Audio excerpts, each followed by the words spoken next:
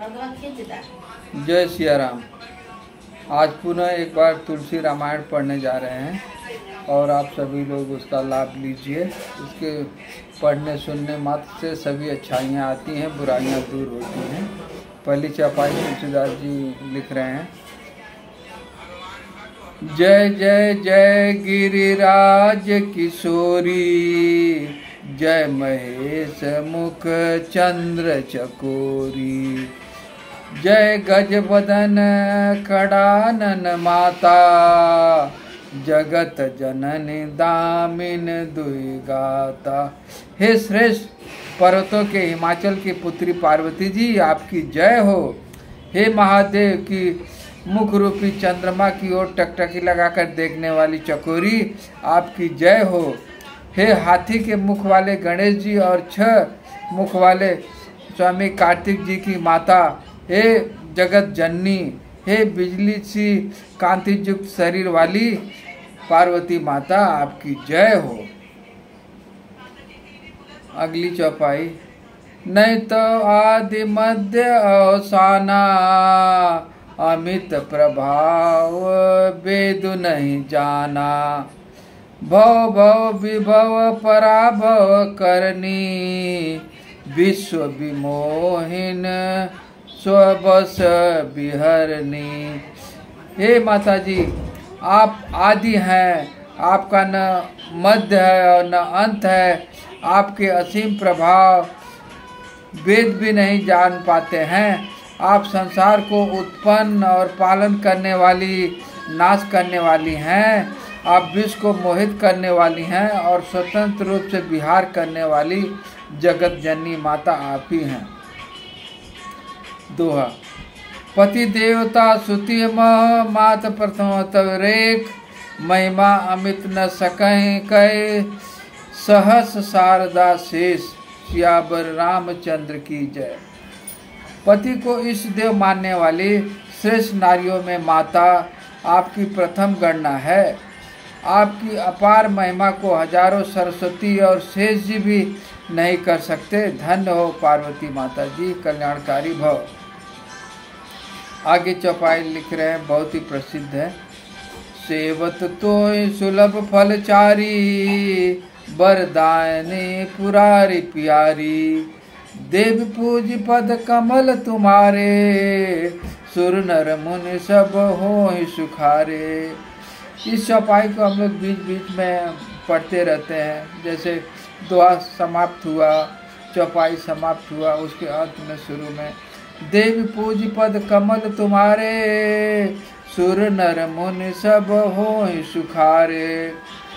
हे भक्तों को वर देने वाली, हे त्रिपुर के शत्रु शिव की प्रिय पत्नी, आपकी सेवा करने से चारों फल सुलभ हो जाते हैं। हे देवी, आपके चरण कमलों की पूजा करने से देवता, मनुष्य, मुनि सभी सुखी हो जाते हैं। आप ही सभी माताओं का रूप आप ही हो पार्वती जी, आप धन्य हो। मोर मनोरथ जानौनी के, बसौ सदा उर पुर सबही के, किन्ह प्रकट न कारण तेहि, अस कह चरण गहे बैदेही। मेरे मनोरथ का आप भली बात जानती हैं, क्योंकि आप सदा सबके हृदय रूपी नगरी में निवास करती हैं। इसी कारण मैंने उनको प्रकट नहीं किया। ऐसा कहकर जानकी माता उनका चरण पकड़ लिया। जानकी माता मंदिर में माता पार्वती के चरण पकड़ ली और कहीं, हे माता, आप तो सब जानती हैं, सब मर्म जानती हैं, आपसे क्या कहना, आप मनोकामना पूर्ण करें। आगे क्या होता है। विनय प्रेम बस भई भवानी, सखी माल मूरति मुस्कानी, सादर सिय प्रसाद सिर धर्यो, बोली गौरी हरस ही धर्यो। गिरजा जी सीता जी के विनय और प्रेम के वशीभूत हो गईं। उन्होंने उनके गले की माला खिसक पड़ी और सीता माता के इसमें आंचल में आ गिरी। सीता जी ने आदर पूर्वक उस माला को अपने सिर पर धारण किया और गौरी को हृदय में हर्ष से बोली और माता जी की मूर्ति से मुस्कान चालू हो गई। माता जी मुस्कुराने लगी, पार्वती माता। मतलब कुछ भी ऐसा अच्छा होने वाला होता है तो अचानक सब अच्छा होता है। हम भी अक्सर पूजा पाठ करते हैं, इंसान लोग करते हैं, तो कभी मंदिर के मूर्ति से फूल खिसक के गिर जाता है, तो उस फूल को प्रसाद समझ के रख लेना चाहिए। वो माता जी द्वारा प्रसाद रहता है, आशीर्वाद रहता है। आगे चौपाई लिख रहे हैं, सुन सिय सत्य शीस मारी, पूजई मनोकामना तुम्हारी। नारद बचन सदा सुच साचा, जो बर मिलहि जाहि मन राचा। सुन सिय सत्य शीस मारी, पूजहि मनोकामना तुम्हारी। नारद बचन सदा सुच साचा, सो बर मिलहि जाहि मन राचा। हे सीता जी, आपकी सच्ची आशीष है, आप सुनो, तुम्हारी सब मनोकामना पूरी होगी। नारद जी का वचन सदा पवित्र है, संशय भ्रम आदि दोषों से रहित है और सत्य है। जिन्होंने तुम्हारा मन अनुरक्त हो गया है वही वर तुमको मिलेगा। ऐसा माता पार्वती जी का आशीर्वाद है, नारद जी ने विवरण दिया है। छंद, मन जाहि राच्यो मिलै, सो बर सहज सुंदर सांवरो। करुणा निधान सुजान, शील स्नेह जानत रावरो। यही भांति गौरी आशीष, सुनसिय सहित ही हर्षि अली। तुलसी भवानी पूज पुनि पुनि, मुदित मन मंदिर चली। धन्य हो जिन्होंने तुम्हारा मन अनुरक्त हो गया है, वही स्वभाव से सुंदर सांवले वर श्री रामचंद्र जी तुमको मिलेंगे। वह दया का खजाना और सुजान सर्वज्ञ है, तुम्हारे शील और स्नेह को जानते हैं। इस प्रकार गौरी जी का आशीर्वाद सुनकर जानकी जी समेत सभी सखियां हर्षित हो गईं और तुलसीदास जी कहते हैं, भवानी को बार बार पूजकर सीता जी प्रसन्न मन से राजमहल को लौटी। जय श्री राम। आगे सोठा लिखते हैं, जान सोच अनुकूल सिय। आगे लिखते हैं सोठा, जान गौरी अनुकूल सिय। गौरी माता को अनुकूल देख रहे हैं सीता जी। जान गौर अनुकूल सिय ही हरस न जाय कह, मंजुल मंगल मूल बाम अंग फरकन लगे। जान गौरी अनुकूल सिय ही हरस न जाय कह, मंजुल मंगल मूल बाम अंग फड़कन लगे। जब शुभ होता है तो स्त्रियों के बाएं अंग फड़कने लगे तो समझिए कि बहुत ही बढ़िया मंगल होने वाला है। और पुरुष के दाहिने। गौरी को अनुकूल जानकर सीता माता को हृदय में हर्ष हुआ और कहा नहीं जा सकता, इतना असीम भाषित हुई और सुंदर मंगलों के मूल उनके बाएं अंग फड़कने लगे। हृदय सराहत सिय, हृदय सराहत सिय लोनाई। गुरु समूप गौन दो भाई, राम कहा सब कौशिक पाई। सरल स्वभाव छुअत छल नाही। हृदय सराहत सिय लोनाई, गुरु समीप गौने दो भाई। राम कथा सब कौशिक पाही, सरल स्वभाव छुअत छल नाही। अब उधर सीता जी को माता जी आशीर्वाद दे रही हैं और यहाँ राम लक्ष्मण जी के भी दिल में खुशी हो रही है। हृदय में सीता की सौंदर्य की सराहना कर रहे हैं दोनों भाई और आपस में उनका गुणगान करते हुए गुरु के पास गए। श्री रामचंद्र जी ने विश्वामित्र से सब कुछ कह दिया साफ साफ, क्योंकि उनका सरल स्वभाव है और उनके अंदर छल कपट धूर्तता बिल्कुल नहीं है। इसलिए जो भी देखा उन्होंने अपने गुरु के सामने सब प्रत्यक्ष कह दिए। सुमन पाई मुनि पूजा कीनी, पुनि आशीष दो भाई ने दीनी। सुमन पाई मुनि पूजा कीनी, पुनि आशीष दो भाई ने दीनी। सुफल मनोरथ हो तुम्हारे, राम लखन सो भय सुखारे। गुरु ने उनको आशीर्वाद दिया और जिस प्रकार से फूल वगैरह से मुनि की पूजा की उन्होंने, फिर दोनों भाइयों को गुरु ने आशीर्वाद दिया तुम्हारे मनोरथ पूर्ण हो। यह सुनकर श्री राम लक्ष्मण बहुत सुखी हुए। कर भोजन मुनिवर विज्ञानी, लगे कहन कछु कथा पुरानी। विगत दिवस गुरु आयस पाई, संध्या करन चले दो भाई। ऐसा सब होने के बाद गुरु कुछ इतिहास कथा कहने लगे, उनको कहानियाँ बताने लगे। श्रेष्ठ विज्ञानी मुनि विश्वामित्र जी भोजन करने के बाद कुछ पुरानी कहानियाँ कहने लगे। इतने में दिन बीत गया और गुरु की आज्ञा पाकर दोनों भाई संध्या बंदन करने के लिए चले। अनु थोड़ा आवाज कम करो, बहुत आवाज आ रही है। प्राची दिवस शशि उयव सुहावा, सिय मुख सरिस देख दुख पावा। बहुर विचार कीन मन माही, सिय बदन हिम करह नाही। पूरब दिशा में सुंदर चंद्रमा उदय हो गया था। संध्या का समय रामचंद्र जी उसे सीता जी के मुख के समान देखकर सुख पाए।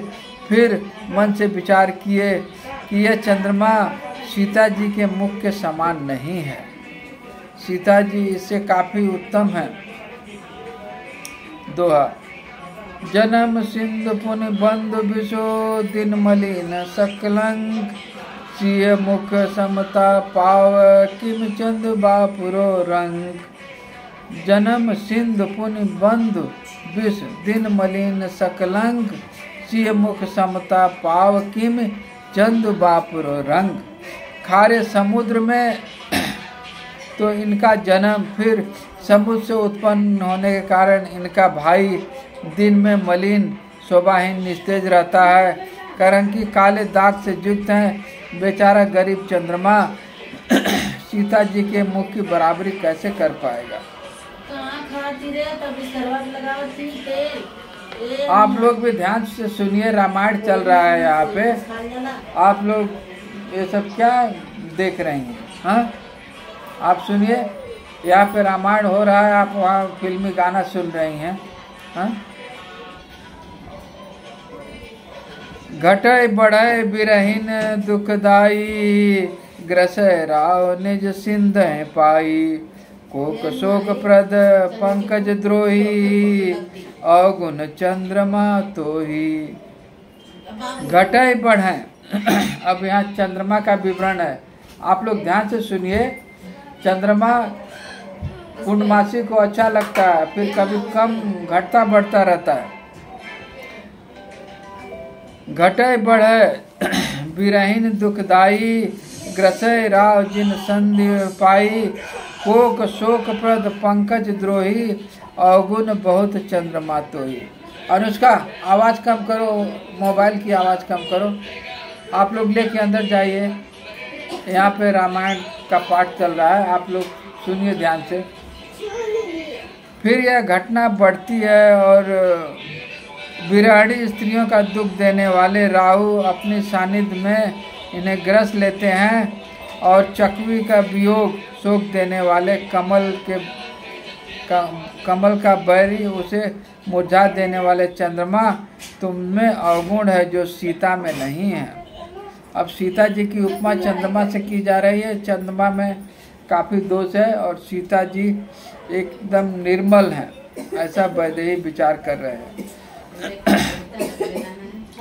वैदेही मुख पट्टर दीने, होय दोष बड़ अनुचित कीने। सिय मुख क्षय विदु ब्याज बखानी, गुर पै चले निशा बढ़ जानी। अतः जानकी जी के मुख तुझे उपमा देने में बड़ा अनुचित कर्म करने का दोष लगेगा। इस प्रकार चंद्रमा के बहाने सीता जी की मुख की छवि का वर्णन करके बड़ी रात हो गई और वो गुरु के पास चले गए। अनुष्का आवाज़ कम करिए, यहाँ रिकॉर्ड हो रही है आपकी आवाज़। कर मुनि चरण सरोज प्रणामा, आयुष पाय कीन विश्रामा। विगत निशा रघुनायक जागे, बंद बिलोक कहन अस लागे। मुनि के चरण कमल को प्रणाम करके आज्ञा पाकर उन्होंने विश्वामित्र रात बीतने पर श्री रघुनाथ जी जागे और भाई को देखकर ऐसा कहने लगे। उदय अरुण अवलोक ताता, पंकज कोक लोक सुखदाता। बोले लखन जोर जुग पाही, प्रभु प्रभाव सूचक मृदु जाही। हमारे घर वालों को रामायण में बिल्कुल नहीं है। कोई का की करती है, चिल्लाती है, रामायण पढ़ रहा है, वो भी नहीं सुन रहे कि रिकॉर्ड हो रहा है। उनकी आवाज़ भी इसमें रिकॉर्ड हो जा रही है। कौन समझाए, भगवान अक्ल दे। दोहा। अरुणोदय सकुचे कुमुद उडगन ज्योति मलिन, जिम मुहार आगमन मुनि भय निपति बलहीन। सियावर रामचंद्र की जय। और उदय होने से कुमुदनी सकुचा गई, तारा गणों का प्रकाश फीका पड़ गया। जिस प्रकार आपका आना सुनकर राजा बलहीन हो गए। आगे गोस्वामी श्री तुलसीदास जी लिखते हैं, निप सब नखत करे उजियारी, टार न सके चाप तम भारी। कमल कोक मधुर खगनाना, हर से निशा अवसाना। हमारी पोतियां आपस में झगड़ा कर रही हैं। देखिए अनु तनु झगड़ा कर रही हैं। नहीं, आप हट जाओ ना, आप क्यों ऐसा करो। आप सुनो ध्यान से। ये प्रभु, ये हमारे सुशांत जी हैं, रिकॉर्डिंग बंद कर रहे थे। देखिए अब कैसे समझाएं इन लोगों को। कोई रिकॉर्डिंग बंद कर रहा है, कोई चिल्ला रहा है, कोई सुन नहीं रहा है। हम चाहते हैं कि संस्कार इनके कान में सब गूंजे। निप सब नखत करें उजियारी, टार न सकें चाप तम भारी। कमल कोक मधुर खग जाना, हर से सकल निशा अवसाना। सब राजा रूपी तारे उजाला करते हैं, पर धनुष रूपी महान अंधकार को हटा नहीं सकते। देखिए क्या उपमा दिए हैं। सभी राजा रूपी तारे, मतलब राजा लोग, अंधकार रूपी धनुष को हटा नहीं सके। रात्रि का अंत होने से जैसे कमल, चकवे, भंवरे, नाना प्रकार के पक्षी हर्षित हो रहे हैं, ऐसे ही प्रभु सब भगत तुम्हारे, होई न टूटे धनुष सुखारे। उदय भान बिन श्रम तम नाशा, दूरे नखत जग तेज प्रकाशा। तुलसीदास जी कितना मार्मिक लिख रहे हैं। ऐसे ही प्रभु सब भगत तुम्हारे, होई टूटे धनुष सुखारे। उदय भान बिन श्रम तम नाशा, दूरे नखत जग तेज प्रकाशा। वैसे ही प्रभु आपके सब भक्त धनुष टूटने पर सुखी होंगे। जैसे सूर्य का उदय हुआ, बिना किसी परिश्रम के अंधकार नष्ट हो गया, तारे छिप गए, संसार में तेज प्रकाश हो गया। आगे निज रवि निज उदय ब्याज रघुराया, प्रभु प्रताप सब नृपहि दिखावा। तब भुज बल महिमा उद्घाटी, प्रकट धन विघटन परिपाटी। हे रघुनाथ जी, सूर्य ने अपने उदय के बहाने सब राजाओं को प्रताप दिखलाया आपकी भुजाओं के बल महिमा को उद्घाटित करके उन्होंने धनुष तोड़ने की पद्धति प्रकट की।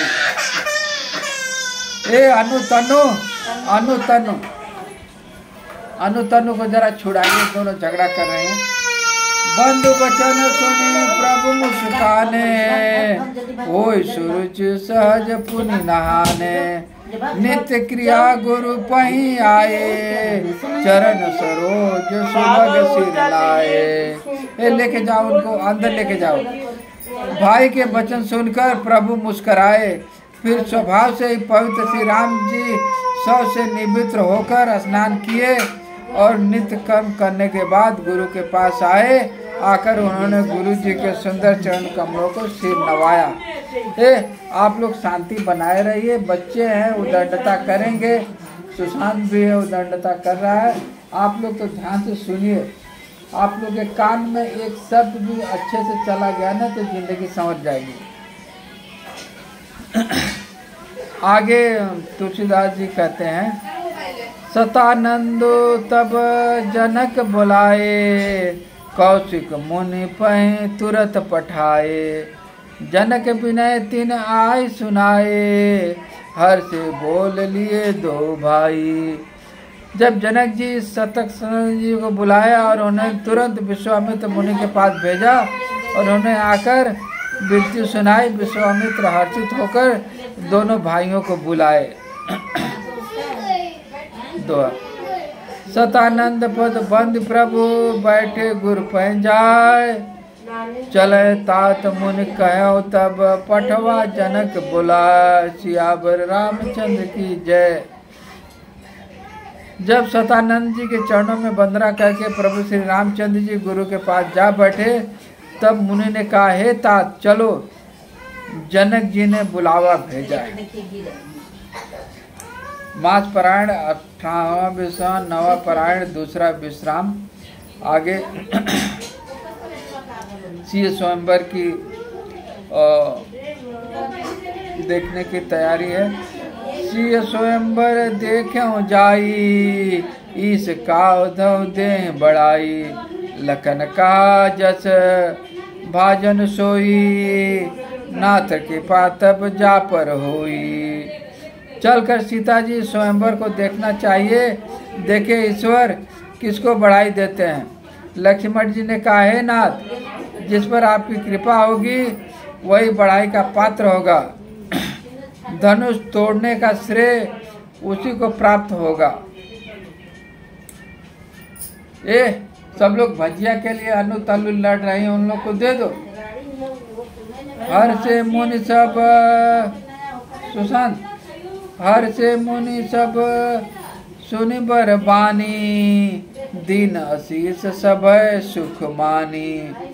पुनमिन वृंद समेत कृपाला, देखन चले धनुष मखशाला।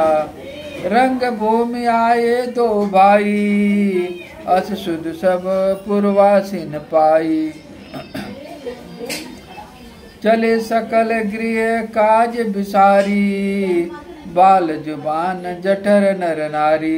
दोनों भाई रंगभूमि में आए हैं, ऐसी खबर जब नगर वासियों ने पाई, तब बालक जवान बूढ़े स्त्री पुरुष सभी घर और काम काज भुलाकर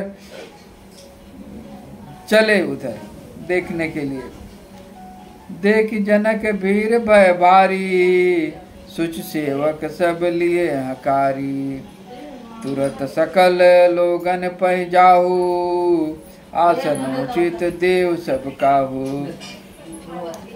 जब जानकी जी ने देखा कि बड़ी भीड़ हो गई है, तब उन्होंने विश्वपात्र अपने सेवकों को बुलाया और कहा कि आप लोग तुरंत सब लोगों के पास जाओ और किसी को यथा योग्य सबको आसन दो।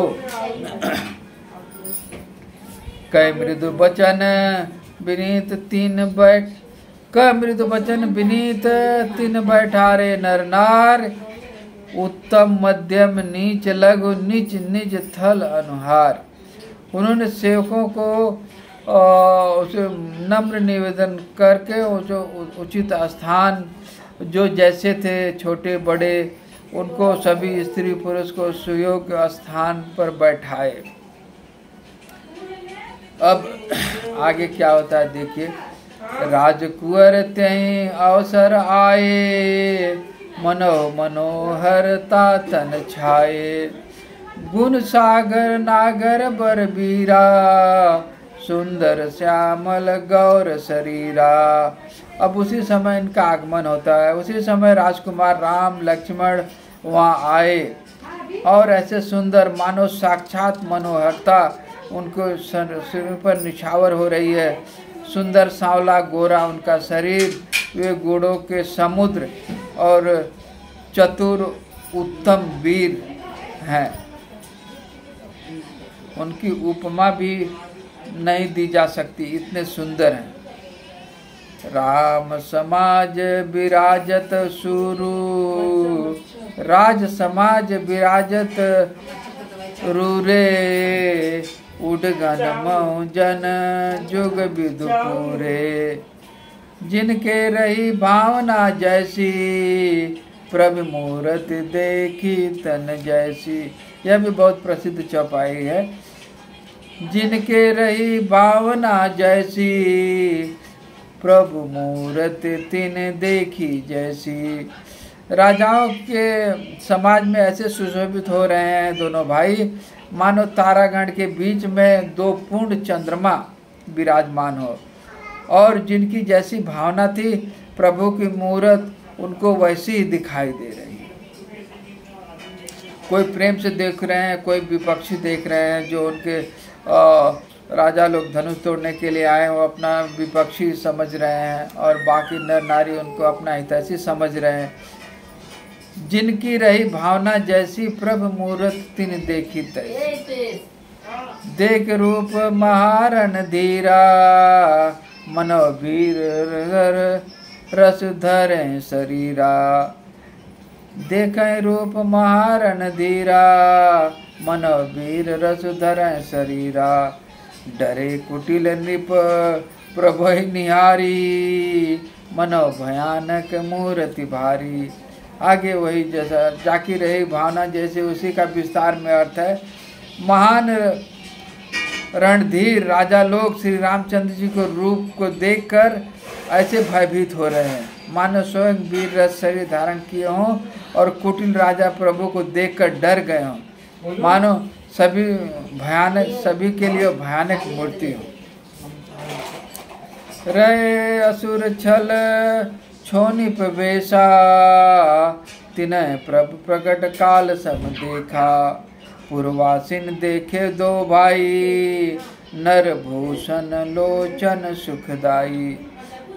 छल से जो राक्षस वहाँ राजाओं के बेश में बैठे थे, उन्होंने प्रभु को प्रत्यक्ष काल के समान लग रहे हैं, और नगरवासी भाइयों और मनुष्यों के भूषण को देखकर अपने नेत्र को सुख देने वाले, उनको देखकर अपने नेत्र पाने का सुख भोग रहे हैं।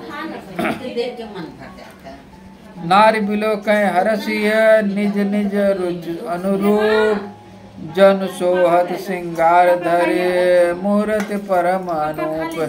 सियावर रामचंद्र की जय।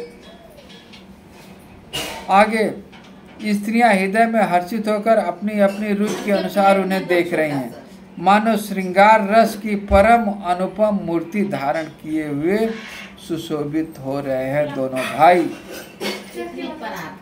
विदूषण प्रभु विराटमय दिशा, प्रभु मुख कर पग लोचन शीशा। जनक जाति अवलोकन कैसे, सजन सके प्रिय लागे जैसे। विद्वानों को प्रभु विराट रूप में दिखाई दिए। जो विद्वान लोग हैं, सुनिए आप लोग, पकौड़ी खाते हुए ध्यान से सुनिए, खाते रहिए। जो विद्वान लोग हैं, ज्ञानी लोग हैं, उनको प्रभु विराट दिखाई दिए, जिन्होंने बहुत से मुंह, हाथ, पैर, नेत्र और सिर है। जानकी के सजाती कुटुंबी प्रभु को किस तरह कैसे प्रिय रूप में देख रहे हैं, जैसे उनके जानकी के करीब वाले देख रहे हैं, जैसे उनके सगे सज्जन प्रिय संबंधी हो, उनके ही रिश्तेदार हों। सहित विदेह बिलो कहीं रानी, शिशु सब प्रीत जाति बखानी। जोगिन परम तत्वमय भाषा, शांत शुद्ध सम सहज प्रकाशा। अब बाकी रानियां कैसे देख रही हैं? जनक समेत सभी रानियां उन्हें अपने बच्चे के समान देख रही हैं। उनके प्रीत का वर्णन नहीं किया जा सकता। योगियों को शांत शुद्ध सम और स्वतः प्रकाश परम तत्व के रूप में दिखाया। योगी लोग उनको शांत शुद्ध सम और स्वतः प्रकाशित करने वाले रूप में दिखाई दे रहे हैं। आगे, हरि भक्तन त्यों देखे दो भ्राता, इष्ट देव यो सब सुख दाता। राम चितमय भाई जय सीसा, सोई सन सुख नहीं कथनी का। हरि भक्त को दोनों भाई सब सुखों को देने वाले इष्ट देव के समान।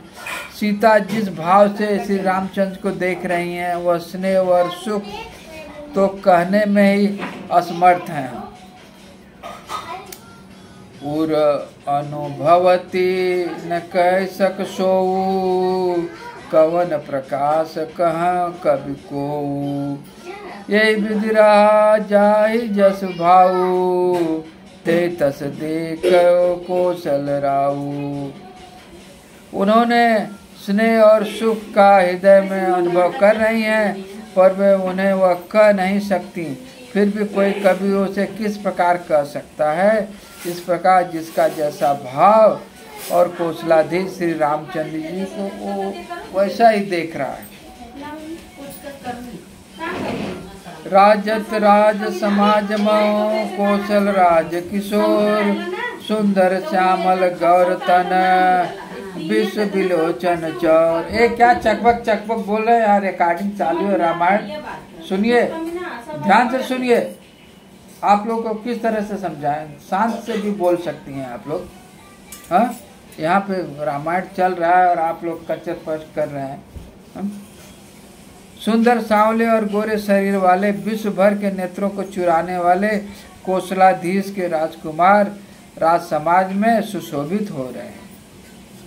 सहज मनोहर मूर्ति दो, कोटि काम उपमा लघु होई। शरद चंद निंदक सुखनी के, नीरज नयन भावते जी के। दोनों मूर्तियों स्वभाव से ही बिना किसी बनाव श्रृंगार के मन को हरने वाली हैं। करोड़ों कामदेव की उपमा भी उनके लिए तुच्छ है। उनके सुंदर मुख शरद की चंद्रमा के समान, और चंद्रमा की निंदा करने वाले उनको चंद्रमा को भी मलिन कर दे रहे हैं। उनके कमल के समान नेत्र मानो बहुत ही सब लोग को भाते हैं। चितवन चारे मारे मन हरनी, भवत हृदय जाति नहीं भरनी। कल कपोल श्रुति कुंडल लोला, चिबुक अधर सुंदर मृदु बोला। कितना ऐसा श्रृंगार रस तुलसीदास जी लिखे हैं। सुंदर चितवन सारे संसार के मन को हरने वाले, कामदेव को भी मन को हरने वाले। वह हृदय में बहुत ही प्यारी लगती हैं, पर वर्णन नहीं किया जा सकता। सुंदर गाल, कानों में झूमते हुए कुंडल और ठोड़ी, अधर, ओठ सुंदर और कोमल बाड़ी है। कुमुद बंद कर निंदक हासा, भृगुट विकट मनोहर नासा। भाल विशाल तिलक झलकाही, कच बिलोक अवल लजाही। हंसी चंद्रमा की किरणों का तिरस्कार करने वाली हैं।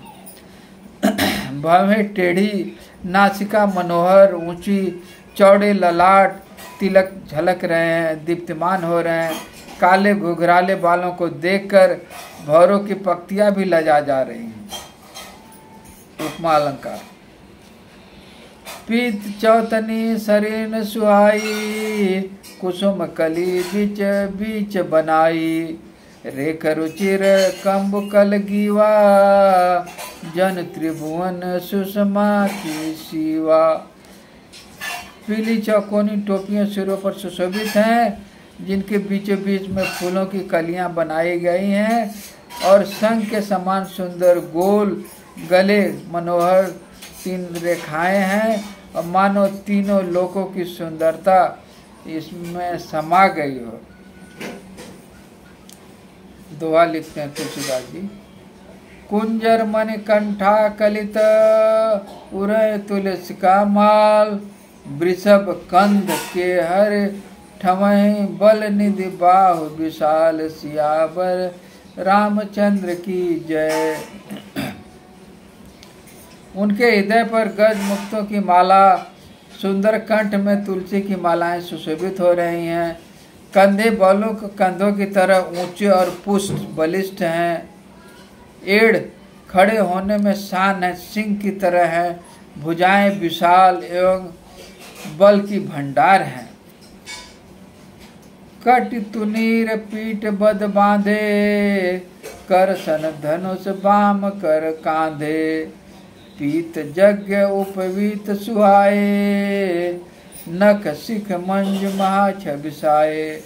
कमर में तरकस पीताम्बर बांधे हैं, दाहिने हाथ में बाण और बाएं में सुंदर कंधों पर धनुष के पीले यज्ञोपयुक्त जनेऊ सुशोभित हो रहा है। नख से लेकर सिख तक सब अंग सुंदर सुडौल, उन पर महान शोभा छाई हुई है। भगवान का विवरण है। देखी लोग भल भय सुखारे, एक टक लोचन चलत न तारे, हर से जनक देख दो भ्राता, मुनि पद कमल गह तो जाई। हमारी बहुत जोर से चिल्ला के खाना परोस रही हैं कि उनकी भी आवाज इसमें रिकॉर्ड हो जाए। देख लोग सब भय सुखारे, एक एक टक लोचन चलत न तारे, हर से जनक देख दो भाई, मुनि पद कमल गए सब जाई। उन्हें देखकर सब लोग सुखी हुए, नेत्र में एक टक तारे पुतलियां सब एक टक लगा के बंद हो गए। जनक जी दोनों भाइयों को देखकर हर्षित हुए और उन्होंने जाकर मुनि के चरण कमल पकड़ लिए। कर विनती निज कथा सुनाई, अंग आवनी सब मुनि दिखाई। जय जय जाय कुंवर बर दो, तथा चकित चित सबको। राजा विनती करके अपनी कथा सुनाई और मुनि को सारी रंगभूमि यज्ञशाला दिखाई, और मुनि के साथ दोनों श्रेष्ठ राजकुमार जहाँ जहाँ जाते वहाँ वहाँ सब कोई आश्चर्यचकित होकर उन्हीं को देखने लगते। निज निज रूप राम सब देखा, को न जाय कछु मरम विसेखा। निज निज रूप राम सब देखा, को न जान कछु मरम विसेखा। भली रचना निप निप सन कहयो, राजा मुदित महासुख लहयो। समय रामचंद्र जी को अपनी अपनी ओर मुख किए हुए देखा, परंतु इनका कुछ भी विशेष रहस्य कोई नहीं जान सका। मुनि ने राजा से कहा, रंगभूमि की रचना बड़ी सुंदर है। विश्वामित्र ने जैसे ही निपिस विरक्त और ज्ञानी मुनि से रचना की प्रशंसा सुनकर राजा प्रसन्न हुए। उन्हें बड़ा सुख का अनुमान हुआ। दोहा। सब मंचन ते मंच एक, सुंदर विशद विलास। मुनि समेत दो बंधु तय बैठा रे महिपाल। सब मंचों से एक मंच विशेष सुंदर, उज्जवल और विशाल था। स्वयं राजा ने मुनि सहित दोनों भाइयों को उस पर बैठाया, सादर से सम्मान के साथ बैठाया। प्रभु देखी सब निपहारे, जन राकेश हृदय भय तारे। अस प्रतीत सबके मन माही, राम चाप तो रब सक नाही। प्रभु को देखकर सभी राजा हर्षित ऐसे हार गए और निराश उत्साहीन हो गए जैसे वो पूर्ण चंद्रमा के उदय होने पर तारे विहीन हो जाते हैं। और वो समझ गए अब तो ये दोनों राजकुमार आ गए, अब यही धनुष तोड़ डालेंगे, हम लोग का क्या काम, ऐसा मन में विचार कर रहे हैं। बिनु भजो भव धनुष विशाला, मेली सी राम और माला। अस विचार गौ ने उन घर भाई, जस प्रताप बल तेज गवाई। इधर देखिए समाज में भी ऐसा होता है कि किसी अति सक्षम पुरुष को देख के बाकी लोग अपनी मनोदशा विलुप्त कर लेते हैं। इधर को रूप को देखकर सभी लोग को निश्चय हो गया कि शिव के विशाल धनुष को जो असंभव है न टूट सके, बिना तोड़े ही सीता जी रामचंद्र जी गले में जयमाला डालेंगे, ऐसा सब लोग आपस में सोच रहे हैं। वहाँ के नर नारी राजा राजकुमार सभी सोच रहे हैं कि अब तो इनका सीता जी के साथ विवाद तय है। यह सोचकर वो कहने लगे, ए भाई, ऐसा विचार जस प्रताप बल तेज गंवाकर अपने अपने घर चलो, अब अपना क्या काम है, अब सीता के लिए वर तो निश्चित हो गया है।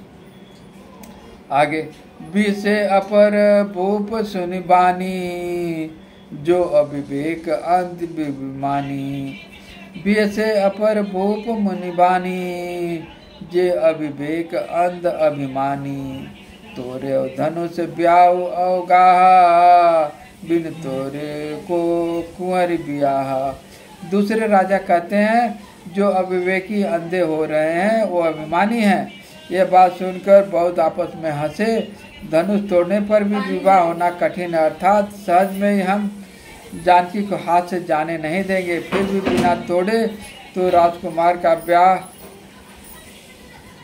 कैसे हो सकता है।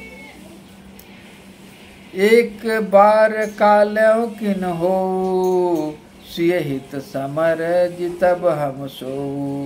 यह सुनि अवर महीप मुस्काने, धर्मशील हरि भगत सयाने।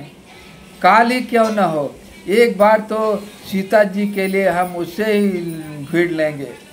यह घमंड की बात सुनकर दूसरे राजा और धर्मात्मा हरिभक्त सयाने लोग मुस्कुराने लगे। आपस में राजाएं बोलते हैं कि सीता जी के लिए तो हम काल से भी भिड़ जाएं। सिय ब्याह है राम गर्भ दूर कर निपहे, जात के सख संग्राम दशरथ के रन बाकुरे। सिय ब्याह है चौथा, सिय ब्याह है राम गर्भ दूर कर निपके, जाति को सख संग्राम दशरथ के रन बाकुरे। राजाओं को गर्व दूर करके धनुष किसी से नहीं टूट सकेगा, उसे तोड़कर श्री रामचंद्र जी को ब्याहेंगे। रही युद्ध की बात तो महाराज दशरथ के रण बाकुरे पुत्रों युद्ध में जीत कौन सकता है। रण बाकुरों को आपस में चर्चा कर रहे हैं भांत भांत प्रकार से, जो वहाँ आमंत्रित राजा लोग हैं धनुष यज्ञ के लिए आए हैं। व्यर्थ मरम जन गाल बजाई, मन मोद कहीं की भूख बुताई। सिय हमारे सुने परम पुनीता, जगदम्बा जानव सीता। गाल बजाना व्यर्थ है, इससे लड्डुओं को, मन के लड्डुओं से कहीं भूख मिटती है। हमारी परम पवित्र निष्कपट सीख को सुनकर सीता अपने जी में साक्षात जगत जननी समझो, उन्हें पत्नी रूप में पाने की आशा और लालसा छोड़ दो। सीता जी जगत जननी माता हैं, ऐसा आप लोग अनुभव करो। जगत पिता रघुपति विचारी, भरी लोचन छवि लेहु निहारी। सुंदर सुगत सकल सुन राशि, ये देवबंद शंभ उर्वासी। उधर रघुनाथ जी तो जगत पिता परमेश्वर विचार करके नेत्र भर कर उनकी छवि देख लो, ऐसा अवसर बार बार नहीं मिलेगा। सुंदर रूप देने वाले, समस्त गुणों की रास ये दोनों भाई, शिव जी को हृदय में बसने वाले, स्वयं शिव जी भी उन्हें सदा हृदय में छिपाए रखते हैं, तुम्हारे नेत्रों के सामने आ गए हैं। तुम लोग सब लोग लाभ ले लो।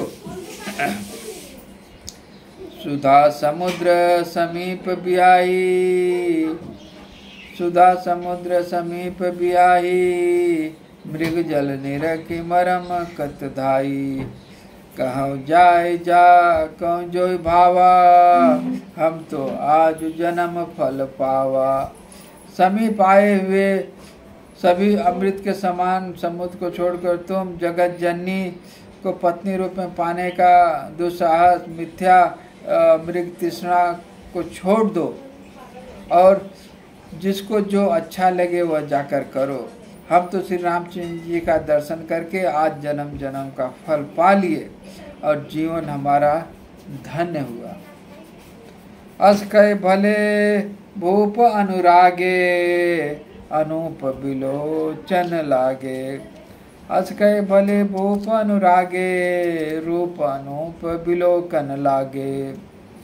देखें सुर नभ चढ़े विमाना, बरस सुमन कहें कल है गाना।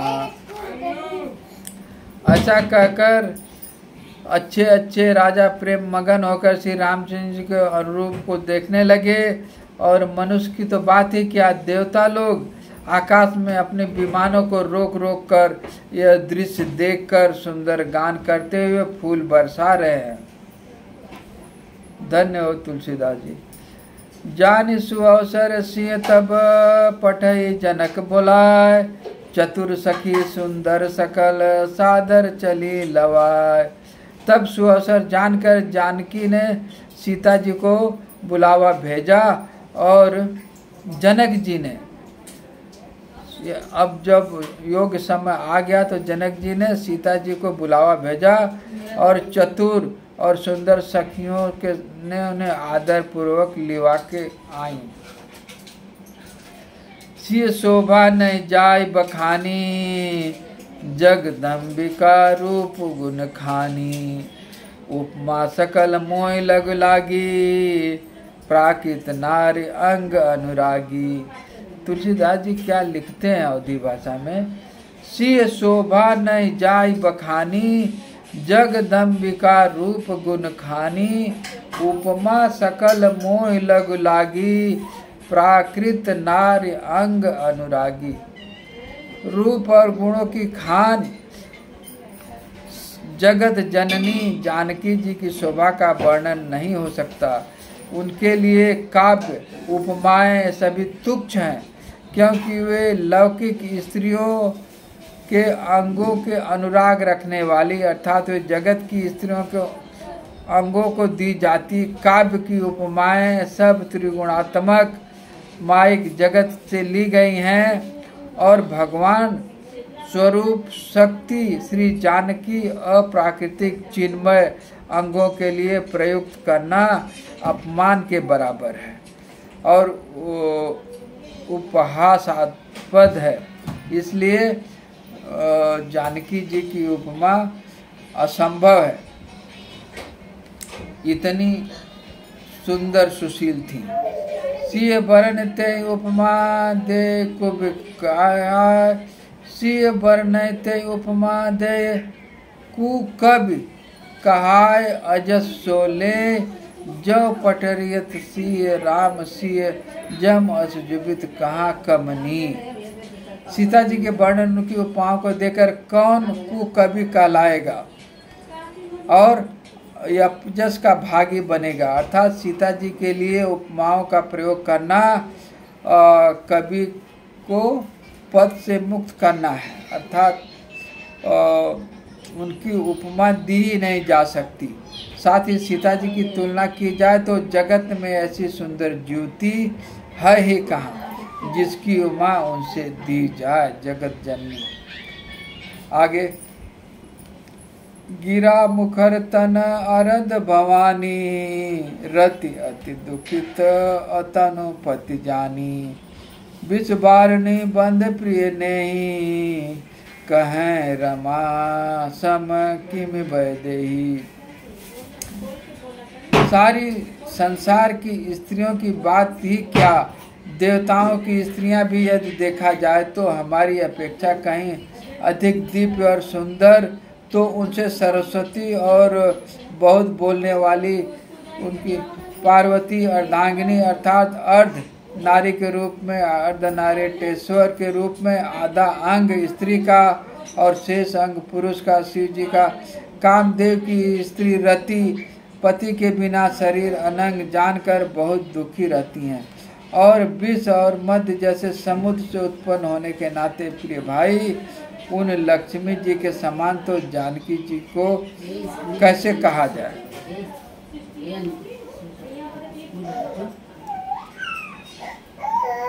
जो छवि सुधा पयो निधि होई, परम रूप कच्छप सोई।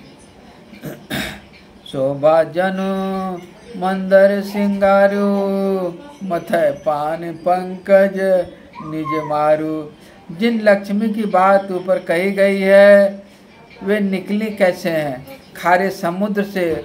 उनको मथने के बाद भगवान ने अति कर्कश पीठ वाले कच्छप का रूप धारण किया और नागों की रस्सी बनाई गई और मथनी का कार्य किया गया। अतिशय कठोर मंदराचल पर्वत, उनके माथे पर सारे देवताओं दैत्यों ने मिलकर समुद्र मंथन किया तो लक्ष्मी जी की शोभा की खान अनुपम सुंदरी कहते हैं, उनको प्रकट करने हेतु बने। अब सब असुंदर एवं स्वाभाविक ही कठोर उपकरण, ऐसे उपकरणों से प्रकट हुई लक्ष्मी जानकी की समता कैसे पा सकती है?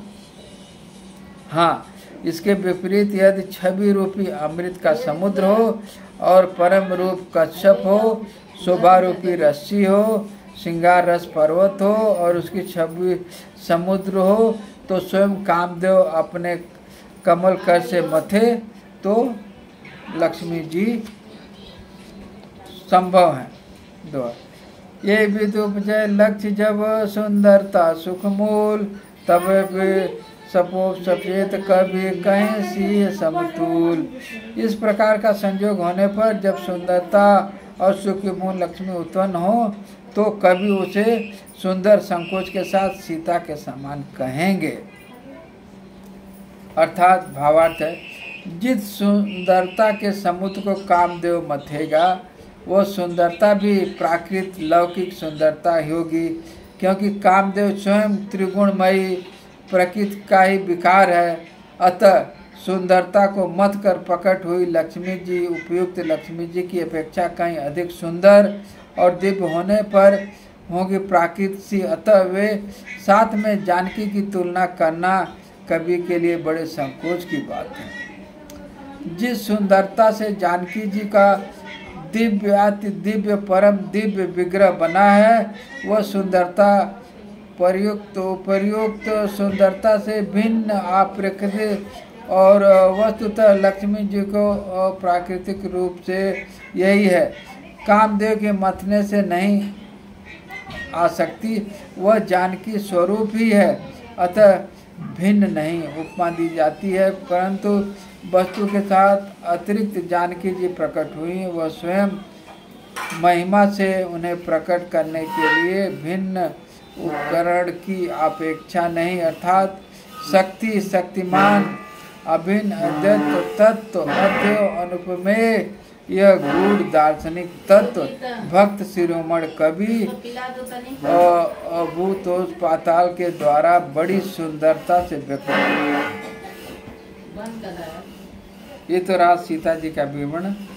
चली संगलय सखी सयानी, गावत गीत मनोहर बानी, सोह नवल सुंदर सारी, जगत जननी अतुल छवि भारी।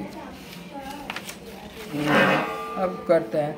सयानी सखियों से सीता साथ लेकर मनोहर बाणी से गीत गाती हुई चली।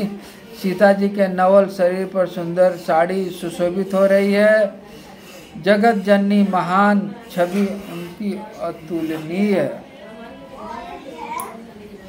भूषण सकल सुदेश सुहाए, अंग अंग रुचि सखिन बनाए, रंग भूमि सब सिय पगधारी, देख रूप मोहे नर नारी। हरस सुरन दुंदुबी बजाई, बरस प्रसून अपसराई गाई। पान सरोज सोई जयमाला, और चट चित सकल भुआला। देवताओं ने हर्षित होकर नगाड़े बजाए, पुष्प बरसाए, अप्सराएं गाने लगी। सीताएं करकल से जयमाल सुशोभित और राजा चकित होकर अचानक उनकी ओर देखने लगे। सिय चकित सिय राम ही चाहा, भय मोह बद सब नर नाहा। मुनि समीप देखे दो भाई, लगे ललक लोचन निपताई। गुरुजन लाज समाज बड़े, देख सिय सकुचान। लाग बिलोकन सखिन तन, रघुवीर उरान। सियावर रामचंद्र की जय। राम रूप और सिय छवि देखे, नर नारी पर निमस रोके। सोचे सकल कहत सकुचाही, विद सन विनय करहि मन माही। हर विधि बेग जनक जड़ताई, मत मार अस देहि सुहाई। बिन विचार पन तज पर नर नाहू, सीम राम कर करें बियाहू। हे विधाता जनक जननी, मूर्ता सीख लीजिए और हमारी ऐसी सुंदर बुद्धि उन्हें दीजिए कि राजा प्राण को छोड़कर सीता जी का विवाह रामचंद्र से कर दे। भल जग भल कहें भाव सब काहू, हट कीने अंत उर्दाहू। यही लालसा मगन सब लोगू, बर सांवरी जान कहीं जोगू। तब बंदी जन जनक बुलाए, बरि दावली कहत चली आए। कनिप जाओ कहो मन मोरा, चले भाट हरस न थोरा। बोल बंद बचन सब सुनो सकल महिपाल, पन विदेह पर करें हम भुजा उठाएं विशाल। सियावर रामचंद्र की जय। निप भुजबल विद शिवधन राहु, गर कठोर विदित सब काहू। रावण बाण महाभट मारे, देख सरासन गाँव सिधारे। सोई पुरार को दंड कठोरा, राज समाज आज जय तोरा। त्रिभुवन जय समित भय देई, विनय विचार करें हठ सोई। उन पर सकल भूप अभिलाषे, भट मानी अतिशय मन बाके। पाकर बाद उठे अकुलानी, चल इष्ट देव सिर नाई बखानी। तमै ताक सिय शिवधन धरहीं, उठे कोट काम युद्ध करहीं। उनके कछ विचार मन माही, चाप धरे रहूं जाही। कमक धरन धनु मूल निप, उठे न चलें लजाए। मानव पाए पटम बाहुबल, अधिक अधिक गुरु आए। भूप सहस दस एक बारा, लगे उठावन टरै न टारा। डगै न संवसरासन कैसे, कामी वचन सती मन जैसे। यह उपमा अलंकार।